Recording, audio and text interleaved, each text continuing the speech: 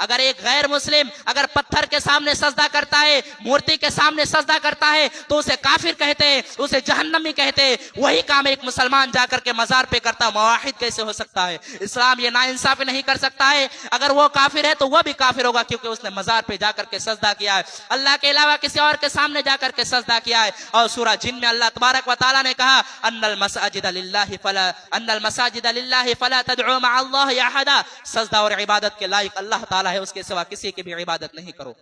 تو یہ پہلا حق اللہ نے اپنا بیان کیا کہ شرک نہیں کرنا ہے۔ وَعَبُدُ اللَّهَ، اللہ کی عبادت کرو، وَلَا تُشْرِكُوا بِهِ شَيْئًا، اس کے ساتھ کسی کو شریک نہ کرو۔ یہ پیشانی جھکے تو اللہ کے سامنے جھکے، یہ ہاتھ اگر اٹھے تو اللہ کے سامنے اٹھے، اگر یہ زبان پر کوئی کلمہ اگر ظاہر ہو تو رب کا نام ظاہر ہو، اس کے علاوہ یا خواجہ غریب نواز یا مشکل کشا یہ کچھ زبان میں نہیں آنا چاہیے۔ سب سے پہلا حق اللہ نے اپنا بیان کیا کہ شرک نہ کرو۔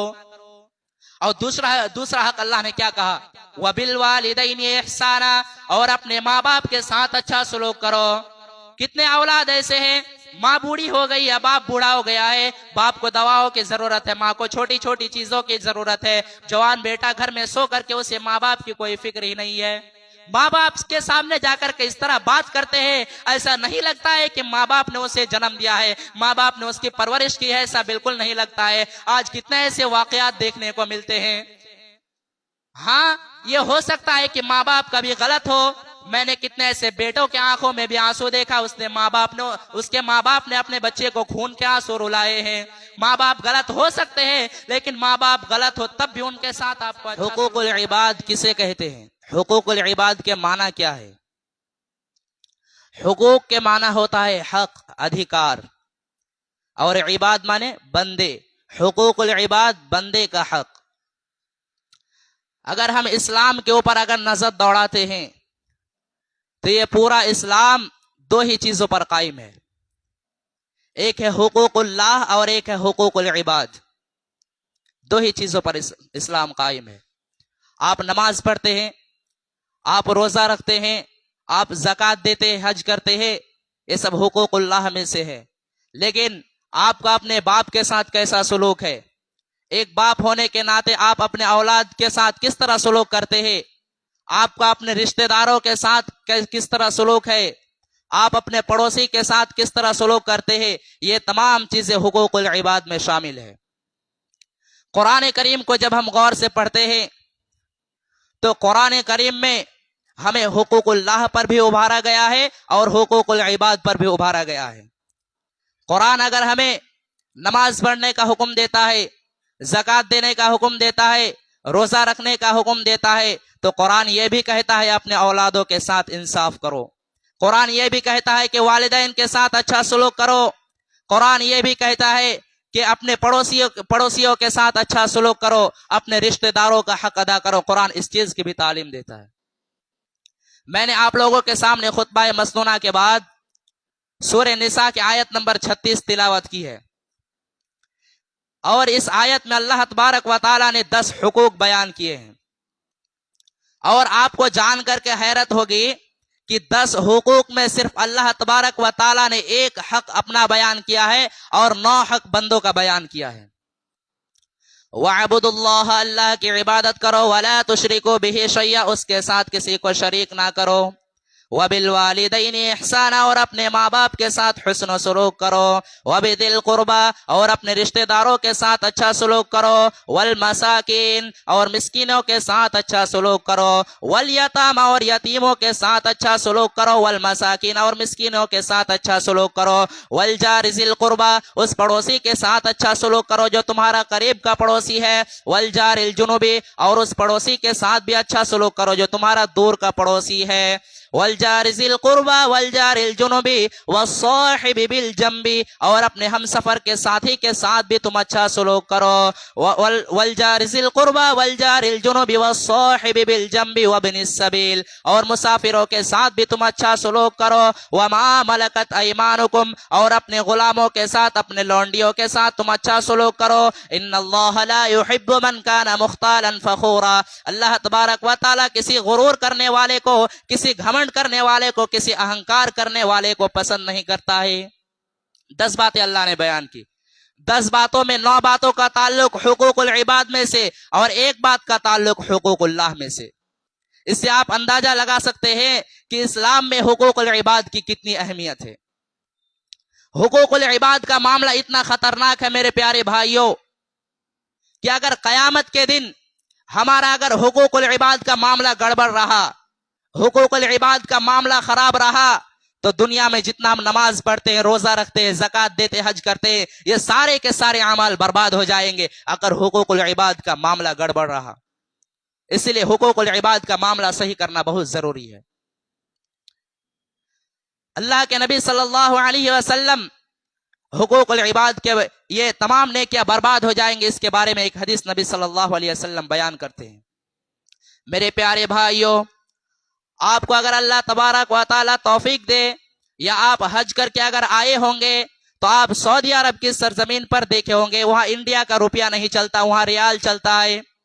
बांग्लादेश में आप चले जाएंगे, वहां इंडिया का रुपया नहीं चलता है, वहां टका चलता है। आप दुबई के अंदर चले जाए, वहां दिरहम चलता है। कतर के अंदर चले जाए, वहां दिनार चलता है। हर मुल्क की अलग अलग करेंसी होती है, दूसरे मुल्क की करेंसी वहां नहीं चलती है। मेरे प्यारे भाइयों, अगर हमने हुकूकुल इबाद के अंदर कोताही की है, अगर हुकूकुल इबाद के मामले में अगर हमने गड़बड़ किया है, कल कयामत के दिन की करेंसियां तो नेकियां होगी, कल कयामत के दिन की करेंसियां तो गुनाह होगी। अल्लाह के नबी सल्लल्लाहु अलैहि वसल्लम फरमाते हैं कि मेरे उम्मत का सबसे गरीब आदमी, मेरे उम्मत का सबसे मुफलिस आदमी, मेरे उम्मत का सबसे कल्लाश आदमी वो होगा जो कल कयामत के दिन नमाज लेकर के आएगा, कल कयामत के दिन ज़कात लेकर के आएगा, कल कयामत के दिन रोजा लेकर के आएगा। व याती कद शतम हादा, लेकिन उसने किसी को गाली दी होगी, व कज़फ़ हाज़ा, किसी के ऊपर बुहतान लगाया होगा, किसी के ऊपर तोहमत लगाया होगा, व अकल माल हाज़ा, किसी का माल नाजायज तरीके से खा लिया होगा, व ज़रब हाज़ा, किसी को मारा होगा।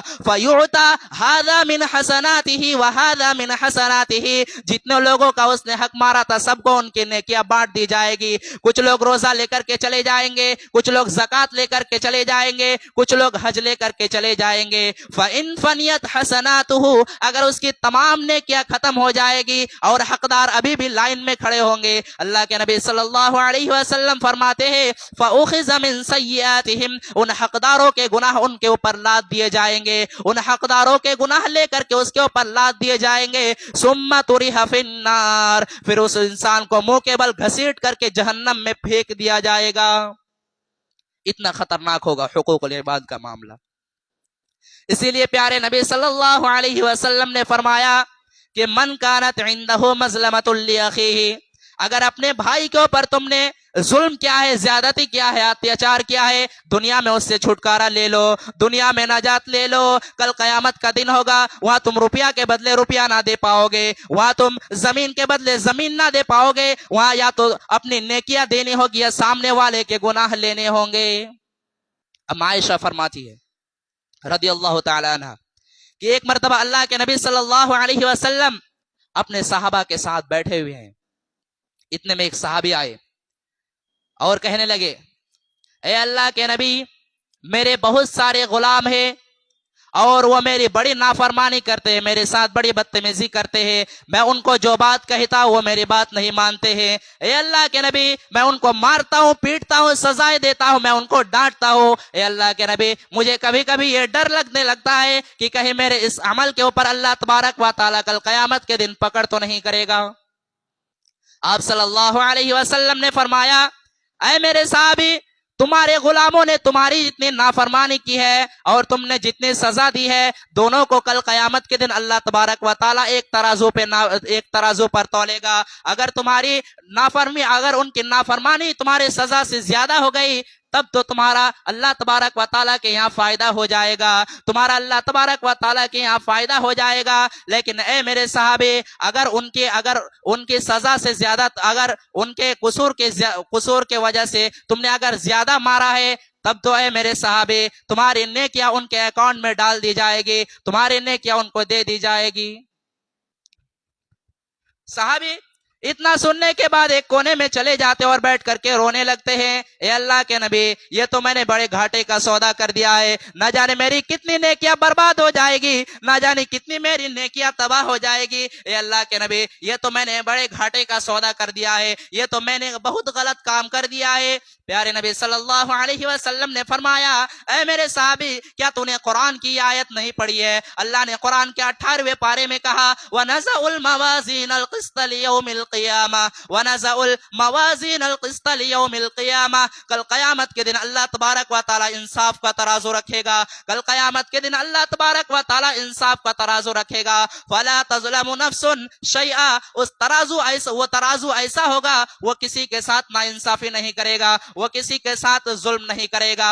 وَإِن كَانَ مِثْقَالَ حَبَّةٍ مِّنْ خَرْدَلٍ أَتَيْنَا بِهَا وَكَفَى بِنَا حَاسِبِينَ اللہ تبارک و تعالیٰ فرماتا ہے میرے بندو اگر تم نے رائی کے دانے کے برابر بھی اگر نیکی کی ہوگی یا رائی کے دانے کے برابر بھی اگر تم نے گناہ کیے ہوگے وہ سارے کے سارے نیکی اور وہ سارے کے سارے گناہ ہمارے ترازو پر تولا جائے گا۔ صحابی کہنے لگے اللہ کے نبی جب اللہ کے ترازو پر اتنا خطرناک معاملہ ہوگا یہ تو میرے برداشت سے باہر ہے، یہ تو میرے کیپیسٹی سے باہر ہے، اے اللہ کے نبی میں اتنا بڑا رسک نہیں لے سکتا، اے اللہ کے نبی میں اتنا بڑا رسک نہیں لے سکتا، اے اللہ کے نبی انی اشہدک کأنہم کلہم احرار اے اللہ کے نبی میں آپ کو گواہ بنا کر کے کہتا ہوں کہ میں نے اپنے سارے غلاموں کو آزاد کر دیا، جو بھی میں نے ان کو سزا جو بھی انہوں نے غلطی کی تھی سب میں نے اسے معاف کر دیا، اور اے اللہ کے نبی میں آپ کو گواہ بنا کے کہتا ہوں اور تمام لوگوں کو گواہ بنا کے کہتا ہوں کہ میں نے سارے غلاموں کو آزاد کر دیا۔ یہ حقوق العباد۔ آج افسوس ہوتا ہے عدالتوں پہ چلے جاؤ، کچہریوں پہ چلے جاؤ، بھائی بھائی کے خلاف کیس لڑ رہا ہے، باپ بیٹے کے خلاف کیس لڑ رہا ہے، رشتہ دار کے خلاف کیس لڑ رہا ہے، پڑوسی کے خلاف کیس لڑ رہا ہے، سب سے زیادہ آپس میں لڑائی جھگڑے یہ مسلمان قوم کر رہی ہے، یہ شرم کی بات ہے اور چلو بھر پانی میں ڈوب مرنے کی بات ہے۔ ہمیں تو سب سے زیادہ حقوق العباد کے معاملے میں ساودھان رہنا چاہیے۔ میرے پیارے بھائیوں اللہ کے نبی صلی اللہ علیہ وسلم گارنٹی دیتے ہیں، آپ نے فرمایا انا زعیم ببیت فی ربض الجنہ میں اس شخص کو جنت میں مکان کی گارنٹی دیتا ہوں، میں اس شخص کو جنت میں پلاٹ کی گارنٹی دیتا ہوں۔ اور چمنی بازار کے لوگوں پورنیہ میں زمین خرید لیتے ہو تو اپنے آپ کو بہت خوش نصیب مانتے ہو، پورنیہ میں مکان بنا لیتے ہو تو اپنے آپ کو بہت خوش نصیب مانتے ہو کہ میں نے پورنیہ میں زمین خرید لی، میرے نبی تمہیں جنت میں پلاٹ دلا رہے، میرے نبی تمہیں جنت میں مکان دلا رہے، بس ایک کام کر لو انا زعیم ببیت فی ربض الجنہ میں اس شخص کو جنت میں مکان کی گارنٹی دیتا ہوں لمن ترک المراء وان کان محقا جو حق پر رہنے کے باوجود جھگڑا چھوڑ دے، وہ انسان حق پر ہے، وہ بالکل صحیح ہے، تب بھی دوسرے بھائی سے جا کر کے کہتا ہے جو بھی ہوا چلو معاف کر لو، آپس میں معاملہ سلجھا لو، میں اسے جنت کی گارنٹی دیتا ہوں۔ یہ حقوق العباد کا معاملہ۔ آج تو ذرا سی بات پر بھائی بھائی سے تعلق توڑ لیتا ہے، باپ بیٹے میں رشتہ ختم ہو جاتا ہے، پڑوسی سے دشمنی شروع کر دیتی ہے، یہاں تک دشمنیاں ہو جاتی ہے، انسان مرنے لگتا ہے، اپنے بچے کو وصیت کر کے جاتا ہے خبردار تو میرے بھائی سے بات نہ کرنا، تو میرے باپ سے بات نہ کرنا، تو میرے بیٹے سے بات نہ کرنا، پڑوسی سے کوئی تعلق نہ رکھنا۔ یہ کون سا لفظ ہے؟ مرنے کے وقت بھی وصیت کر کے جاتا ہے، زندگی بھر دشمنی رکھنے کے بعد بھی مرنے کے وقت اپنے بچے کو وصیت کر کے جاتا ہے۔ میرے پیارے بھائیوں کیا آپ نے اللہ کے پیارے نبی کی یہ حدیث نہیں سنی ہے؟ آپ نے فرمایا لا يحل لمسلم ان يهجر اخاه فوق ثلاث کسی مسلمان کے لیے یہ جائز نہیں ہے، کسی بھی مسلمان کے لیے جائز نہیں ہے کہ اپنے مسلمان بھائی سے 3 دن سے زیادہ تعلق توڑ کر کے رکھے، کسی مسلمان کے لیے یہ جائز نہیں ہے۔ اسی لیے ہماری شریعت نے ہمیں سلام سکھایا ہے، جب بھی اپنے مسلمان بھائی سے ملا کرو سلام کیا کرو۔ میرے پیارے بھائیوں یہ سلام تو کوئی معمولی چیز نہیں ہے، دشمن بھی آپ کو ملے گا آپ کہیں گے السلام علیکم، آپ نے سلامتی کی دعا کر دی، ورحمت اللہ وبرکاتہ آپ نے رحمت کی دعا کر دی، آپ نے برکت کی دعا کر دی، آپ کا دشمن ہے، آپ سے کوئی تعلق نہیں ہے، لیکن آپ نے جب اس کے لیے سلامتی کی دعا کر دی، رحمت کی دعا کر دی، برکت کی دعا کر دی، سارے دل کی دشمنی مٹ گئی، جتنی دشمنیاں تھی ساری دشمنی ختم ہو گئی۔ اسی لیے اللہ کے نبی صلی اللہ علیہ وسلم جب مکہ سے مدینہ ہجرت کرتے ہیں اپنے صحابہ کو پہلی نصیحت کیا کرتے ہیں؟ میرے صحابے افسو السلام بینکم آپس میں سلام کو پھیلاؤ، آپس میں سلام کو عام کرو۔ تو سلام کیا کرو؟ یہ سلام بہت بڑی چیز ہے، یہ سلام بڑی بڑی دشمنیاں کو ختم کر دیتی ہے۔ تو سلام کو پھیلایا کیجیے اور آپس میں دشمنی نہ مت رکھیے. صحابہ کے درمیان بھی اختلافات ہوئے, صحابہ اکرام کے اندر بھی دشمنیاں ہوئی, لیکن صحابہ نے دل میں بغض نہیں رکھا. اما عائشہ رضی اللہ تعالی عنہ کے ایک بھانجے تھے, ان کے بہن کے بیٹے تھے جن کا نام عبداللہ بن زبیر تھا. عبداللہ بن زبیر کی خالہ تھی اما عائشہ. 1 میٹر پہ خالہ اور بھانجے میں اختلاف ہو گیا. عبداللہ بن زبیر نے کہا کہ میں اپنے خالہ کو فلاں کام کرنے سے روکوں گا. خالہ کے اندر یہ عادت تھی, اما عائشہ کے اندر یہ عادت تھی کہ وہ پیسے کو روکا نہیں کرتی تھی. وہ بہت زیادہ اللہ کے راستے میں دان و خیرات کیا کرتی تھی, بہت دانی عورت تھی. اما عائشہ نے کسی کو کوئی زمین دان دی تھی. عبداللہ بن زبیر نے کہا تھا کہ نہیں, میں اپنے خالہ کو یہ زمین دان کرنے نہیں دوں گا, میں اپنے خالہ کو یہ زمین دینے نہیں دوں گا. خالہ کو پتا چلا کہ میرے بھانجے نے میرے بارے میں ایسا کہا ہے کہ اللہ کی قسم میں اپنے خالہ کو روکوں گا. بخاری کے الفاظ ہے, اما عائشہ نے بڑے سخت الفاظ میں کہا کہ اللہ کی قسم میں عبداللہ بن زبیر سے بات نہیں کروں گی, میں ان سے رشتہ نہیں رکھوں گی. وہ لوگوں, انسان تو دونوں ہے, عبداللہ بن زبیر بھی انسان ہے, خالہ بھی انسان ہے, دونوں انسان ہے, دونوں نبی کا صحابی, دونوں میں اختلاف ہو گیا. ہم اور آپ اگر ہوتے تو ہم اور آپ کیا کرتے؟ ہم سے اگر کسی کی دشمنی ہو جائے, ہم سے اگر کوئی تعلق توڑ لے, ہم سے کوئی بات چیت کرنا بند کر لے, ہم کہتے آپ ہم سے بات نہ کرے, آپ کے بغیر ہمارا کام تھوڑی رکا ہے. ہم اور آپ یہ کہتے ہیں, ہم سے کوئی بات چیت بند کر لے, ہم سے کوئی تعلق توڑ لیتے, ہم کہتے ہمیں اگر کوئی 1 جھاپڑ مارے تو ہم کہتے ہم اس سے 10 جھاپڑ ماریں گے. ہمارا مزاج ایسا ہے. لیکن صحابہ اکرام ایسے نہیں تھے, صحابہ اکرام کے اندر یہ عادت نہیں تھی. خالہ ناراض ہو گئی, اور آپ جانتے ہیں کہ خالہ کا بہت اونچا مقام ہے. اگر آپ کی خالہ زندہ ہے, آپ کی موسی زندہ ہے, خالہ کی عزت کرو, خالہ کو ماں کے جیسا سمان دو. پیارے نبی کی حدیث سے آپ نے فرمایا, الخالۃ بمنزلۃ الام, خالہ ماں کے برابر درجہ رکھتی ہے. اگر آپ کی خالہ زندہ ہے, اسے ماں کے جیسا سمان دو, اس کی عزت کیا کرو. خالہ ناراض ہو گئی. عبداللہ بن زبیر پریشان, خالہ کو کس طرح مناؤں. عبداللہ بن زبیر کے دماغ میں ایک خیال آیا. عبداللہ بن زبیر جانتے تھے کہ اما عائشہ پیارے نبی صلی اللہ علیہ وسلم سے بہت زیادہ محبت کرتی تھی, اور نبی کے انتقال کے بعد اما عائشہ پیارے نبی صلی اللہ علیہ وسلم کے خاندان والوں سے بھی بہت زیادہ محبت کرتی تھی. تو عبداللہ بن زبیر نے 2 صحابی کو پکڑا. یہ 2 صحابی کون تھے؟ یہ اللہ کے نبی صلی اللہ علیہ وسلم کے نانیحال کے خاندان سے تعلق رکھتے تھے, یہ قبیلہ بنو زہرہ سے تعلق رکھتے تھے. 2 صحابی کو پکڑا, کہا دیکھو بھائی ایسا ایسا معاملہ ہے, میری خالہ مجھ سے ناراض ہے, اور آپ کو میرے ساتھ چلنا ہے, اور زیادہ کچھ نہیں کرنا ہے. میں جب اپنے خالہ کو منانے لگوں تو آپ کو بس تھوڑا میرا ساتھ دینا ہے. اب یہاں ایک مسئلہ اور سمجھ لیجئے, 2 لوگوں کے بیچ میں جب اختلاف ہو جائے تو اس جھگڑا کو ختم کرنے, اس اختلاف کو ختم کرنے کے لیے شریعت نے بہت ابھارا ہے. اگر 2 لوگوں کے بیچ کا جھگڑا ختم کرنے کے لیے آپ کو اگر جھوٹ بھی بولنا پڑے تو آپ جھوٹ بھی بول سکتے ہیں. حالانکہ جھوٹ بولنا شریعت کے نظر میں بہت بڑا گناہ ہے, لیکن بخاری کے الفاظ ہے, لیس الکذاب الذی یصلح بین الناس, 2 لوگوں کے بیچ میں اگر صلح کرانے والا جھوٹ بھی بول دے تو کوئی حرج کی بات نہیں ہے. تو اگر کبھی ایسا موقع مل جائے کہ آگ لگ گئی ہے اور آگ بجھانے کا موقع ملے تو آگ بجھانے کی کوشش کیجیے. ہاں, لیکن اگر 2 لوگوں کے بیچ میں اختلاف پیدا کرنے کے لیے آپ اگر سچ بھی بولتے ہیں تو ایسا سچ بولنا بھی حرام ہے, اور شریعت اسے چگلی کہتی ہے. اور پیارے نبی صلی اللہ علیہ وسلم نے فرمایا کہ لا يدخل الجنت نمام, چگل خور جنت میں نہیں جائے گا. تو کبھی اگر ایسا موقع ملے کہ آگ لگ گئی ہے اور آگ بجھانے کا موقع ملے تو آگ بجھانے کی کوشش کیجیے, آگ لگانے کی کوشش مت کیجیے. تو جب یہ دونوں صحابی کو یہ آفر ملا کہ میرے ساتھ چلو, تو یہ دونوں فوراً تیار ہو گئے, ٹھیک ہے چلیں گے آپ کے ساتھ. اب یہ تینوں لوگ اما عائشہ کے دروازے پر پہنچے, اور جو طریقہ اسلام نے سکھایا, جب کسی کے دروازے پر جایا کرو سلام کیا کرو. ان تینوں نے کہا السلام علیکم, اندر سے جواب آیا وعلیکم السلام. ان تینوں نے کہا اے اما عائشہ اندخل, کیا ہم اندر آ سکتے ہیں؟ کہا ہاں اندر آ جاؤ. اندر گئے تو پردہ لگا ہوا تھا, اس پر اما عائشہ بیٹھی ہوئے, اس طرف یہ تینوں لوگ بیٹھے ہوئے ہیں. جیسے یہ تینوں لوگ پہنچے, اندر پردہ لگا ہوا تھا, پردہ کے اس پر اما عائشہ بیٹھی ہوئی ہے, اور اس طرف یہ تینوں لوگ بیٹھے ہوئے ہیں.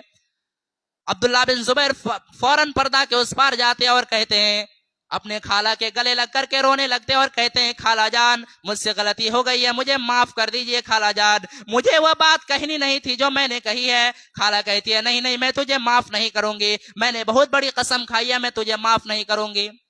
غور کرو میرے پیارے ساتھیوں, آج کے دور میں کون اپنی غلطی کو مانتا ہے, لیکن عبداللہ بن زبیر نے اپنی غلطی کو مانا اور خالہ جان مجھے معاف کر دیجئے. خالہ کہتی ہے نہیں میں تجھے معاف نہیں کروں گی, میں نے بہت بڑی قسم کھائی ہے. خالہ جب یہ کہنے لگے, ادھر سے یہ دونوں صحابی کہنے لگے اے اما عائشہ آپ تو نبی کی بڑی چہیتی بیوی ہے, کیا آپ نے نبی کا یہ فرمان نہیں سنا ہے کہ لا یحل لمسلم ان یہجر اخاہ فوق ثلاث, کسی مسلمان کے لیے جائز نہیں ہے کہ اپنے مسلمان بھائی سے 3 دن سے زیادہ تعلق توڑ کر کے رکھے. اے اما عائشہ آپ کا بھانجا ہے, آپ کی بہن کا بیٹا ہے, چلو مان لیا ہے اس نے غلطی کی ہے, اب معافی مانگ رہا ہے, معاف کر دیجئے. آخر کار اما عائشہ نے عبداللہ بن زبیر کو معاف کر دیا اور اپنی قسم کو توڑنے کی وجہ سے 40 غلام آزاد کیے. اور جب بھی اما عائشہ اس واقعہ کو یاد کرتی تھی اتنا روتی تھی کہ ان کا دوپٹہ آنسو سے بھیگ جاتا تھا. یہ تھے صحابہ اکرام. دل میں بغض مت رکھو, دل میں بغض رکھ کر کے جاؤ گے اللہ کے یہاں پچھتانا پڑے گا. کسی کا حق مارا ہے تو حق دے دو, حقوق العباد کا معاملہ بڑا خطرناک ہے. اب آئیے اس آیت کو میں تھوڑا تفصیل کے ساتھ آپ کے سامنے پیش کرتا ہوں جو میں نے خطبہ مسنونہ کے بعد پیش کی ہے. وقت ہونے جا رہا ہے یا پھر تفصیل نہیں ہوگی. تو اس آیت میں اللہ تبارک و تعالیٰ نے 10 حقوق بیان کیے ہیں. تو 10 حقوق میں پہلا حقوق کیا کہا؟ وَاعْبُدُوا اللَّهَ, اللہ کی عبادت کرو, وَلَا تُشْرِكُوا بِهِ شَيْئًا, اس کے ساتھ کسی کو شریک نہ کرو. دنیا کا سب سے بڑا گناہ شرک ہے. ہمیں لگتا ہے کسی نے ایک دن پہلے عید کی نماز پڑھ لی, کسی نے ایک دن پہلے روزہ رکھ لیا, کہیں چوری ہو رہا ہے, لگتا ہے کہ کچھ نہیں ہو رہا ہے, بہت بڑا گناہ ہو رہا ہے. اگر یہ سب ہو رہا ہے تو بہت بڑا گناہ ہو رہا ہے, لیکن شرک ہو رہا ہے کوئی بات نہیں ہے. مسلمان اللہ کے سوا کسی اور کے سامنے جا کر کے سجدہ کرتا کوئی بات نہیں ہے. یہ شرک اتنا بڑا گناہ ہے کہ اللہ نے قرآن میں کتنی آیتیں نازل کی ہے. اگر ان آیتوں کو بیان کرو تو 3-4 جمعہ ایسے ہی لگ جائے گا, اگر مختصر میں بیان کرو تب بھی. قرآن میں آیتیں بھری پڑی ہوئی ہے یہ شرک کے وجہ سے. میں آپ کو ایک آیت پڑھ کر کے سناؤں. اللہ نے قرآن میں شرک کرنے والوں کے لیے کہا ان اللہ لا یغفر ان یشرک بہ ویغفر ما دون ذلک لمن یشاء.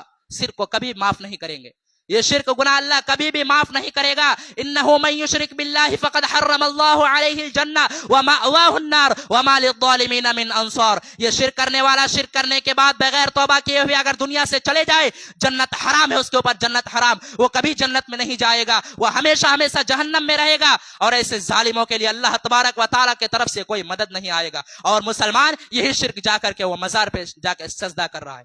اب لوگ کہیں گے یہ تو باپ دادا کا دین ہے, یہ باپ دادا کے اس سے چلے آ رہا ہے, تو یہ کیا قرآن غلط ہے؟ یہ قرآن میں یہ آیت غلط ہے. قرآن میں تو آپ نے جب قرآن کو پڑھا تو شروع میں ہی اقرار کر لیا ذالک الکتاب لا ریب فیہ, بے شک اس کتاب میں کوئی شک نہیں ہے. تو یہ سب آیتیں قرآن کی ہے, اور قرآن میں ہی اللہ نے کہا وہ ہمیشہ جہنم میں رہے گا, اور یہ شرک کرنے والا ہمیشہ ہمیشہ جہنم میں رہے گا. کتنی مثالیں اللہ نے قرآن میں شرک کے لیے بیان کیا ہے, کتنی مثالیں بیان کی ہے. ابھی وقت نہیں ہے اس لیے ان مثالوں کو بیان نہیں کروں گا. کبھی اللہ تبارک و تعالیٰ کا زندہ رکھے تو آپ لوگوں کو پورا شرک کو تفصیل کر کے بیان کروں گا آپ لوگوں کے سامنے انشاءاللہ. یہ شرک بہت بڑا گناہ ہے, یہ شرک سے بچیے. یہ شرک کے بارے میں مولانا الطاف حسین حالی نے 100 سال پہلے نقشہ کھینچا تھا. جب مولانا الطاف حسین حالی کے اس نقشہ کو آج جب ہم پڑھتے ہیں تو ایسا لگتا ہے کہ مولانا الطاف حسین حالی نے 100 سال پہلے آج کے حالت کے نقشہ کو دیکھ کر کے وہ نقشہ کھینچا تھا. کیا نقشہ کھینچا تھا مولانا الطاف حسین حالی نے؟ کرے غیر کر بت کی پوجا تو کافر, کواکب میں مانے کرشمہ تو کافر, جھکے آگ پر بہر سجدہ تو کافر, جو ٹھہرائے بیٹا خدا کا تو کافر, مگر مومنوں پر کشادہ ہے راہے, پرستش کرے شوق سے جس کی چاہے, نبی کو جو چاہے خدا کر دکھائے, اماموں کا رتبہ نبی سے بڑھائے, مزاروں پہ جا جا کے نظریں چڑھائے, شہیدوں سے جا جا کے مانگے دعائے, نہ توحید میں کچھ فرق اس سے آوے, نہ اسلام بگڑے نہ ایمان جاوے. 100 سال پہلے نقشہ کھینچا تھا. اور یہ نقشہ اگر ایک غیر مسلم اگر پتھر کے سامنے سجدہ کرتا ہے, مورتی کے سامنے سجدہ کرتا ہے تو اسے کافر کہتے, اسے جہنمی کہتے. وہی کام ایک مسلمان جا کر کے مزار پہ کرتا, موحد کیسے ہو سکتا ہے؟ اسلام یہ ناانصافی نہیں کر سکتا ہے. اگر وہ کافر ہے تو وہ بھی کافر ہوگا, کیونکہ اس نے مزار پہ جا کر کے سجدہ کیا ہے, اللہ کے علاوہ کسی اور کے سامنے جا کر کے سجدہ کیا ہے. اور سورہ جن میں اللہ تبارک و تعالیٰ نے کہا ان المساجد للہ فلا تدعوا مع اللہ احدا, سجدہ اور عبادت کے لائق اللہ تعالیٰ ہے, اس کے سوا کسی کی بھی عبادت نہیں کرو. تو یہ پہلا حق اللہ نے اپنا بیان کیا کہ شرک نہیں کرنا ہے. وَعْبُدُ اللَّهَ, اللہ کی عبادت کرو. وَلَا تُشْرِكُوا بِهِ شَيْئًا, اس کے ساتھ کسی کو شریک نہ کرو.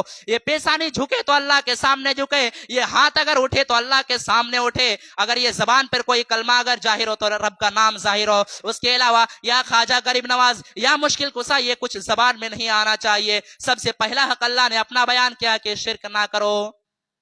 اور دوسرا حق اللہ نے کیا کہا, وَبِالْوَالِدَيْنِ إِحْسَانًا, اور اپنے ماں باپ کے ساتھ اچھا سلوک کرو.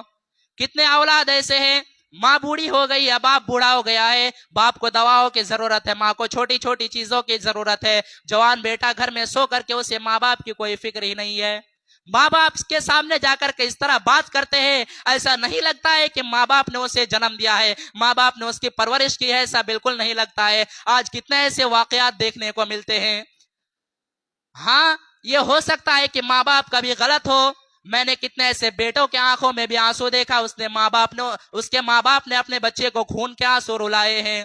ماں باپ غلط ہو سکتے ہیں, لیکن ماں باپ غلط ہو تب بھی ان کے ساتھ آپ کو اچھا سلوک کرنا ہے. ماں باپ وہ ہستیاں ہیں جنہیں ہمیں اور آپ کو جنم دیا ہے, ہمیں مرتے دم تک اپنے ماں باپ کے ساتھ اچھا سلوک کرتے رہنا ہے.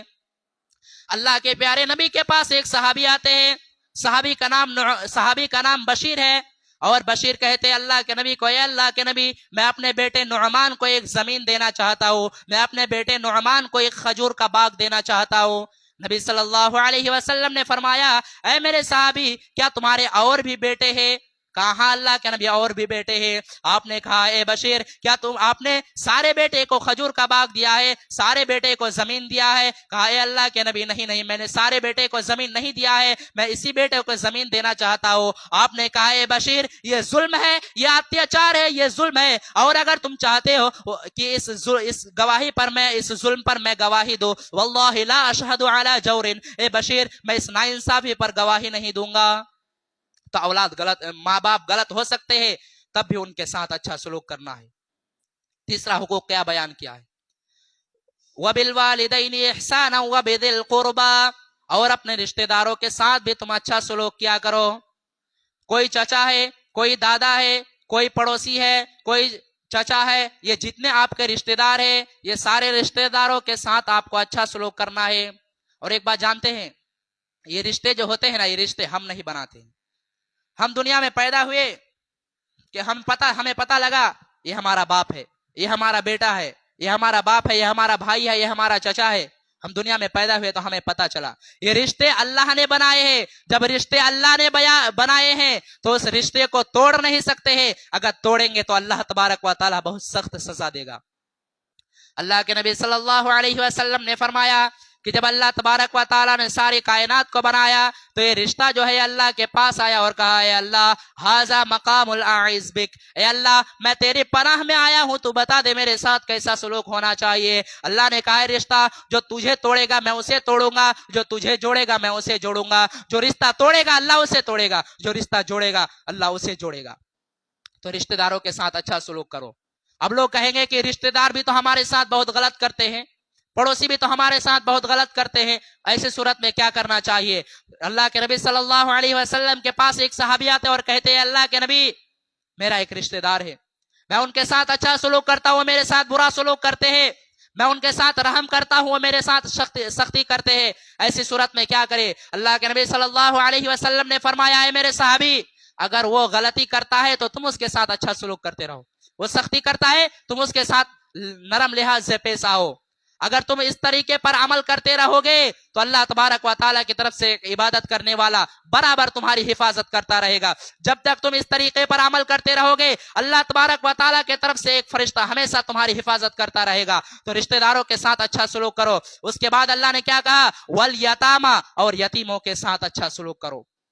جس کا باپ دنیا سے چلا گیا وہ بیچارہ یتیم ہو گیا, وہ بیچارہ بے سہارا ہو گیا، اس یتیم کا سہارا تم بن جاؤ، اس یتیم کی کفالت کرنے والے تم بن جاؤ۔ ہاں، یتیموں کے نام سے دبئی سے اور سعودیہ سے پیسہ آنے والا اگر کوئی حرام اور ناجائز طریقے سے کھا رہا ہے تو کان کھول کر کے سن لے، اللہ نے قرآن میں کہا ان الذین یأکلون اموال الیتامی ظلما انما یأکلون فی بطونہم نارا، جو لوگ یتیموں کا مال ناجائز طریقے سے کھا رہے وہ یتیموں کا مال نہیں کھا رہے بلکہ اپنے پیٹ میں جہنم کی آگ بھر رہا ہے۔ یتیموں کا مال کھانے والے نہ بنو، یتیموں کا سہارا بنو۔ اگر یتیموں کا سہارا بن جائے، یتیم کے اگر کفالت کرنے والے بن جائیں گے، پیارے نبی صلی اللہ علیہ وسلم کہتے ہیں انا وکافل الیتیم کہاتین، آپ نے اپنی دونوں انگلیوں سے اشارہ کر کے فرمایا انا وکافل الیتیم کہاتین فی الجنہ، میں اور یتیم کی پرورش کرنے والا جنت میں اس طریقے سے رہوں گا جس طریقے سے دونوں انگلیاں آپس میں ملی ہوئی ہے، جڑی ہوئی ہے۔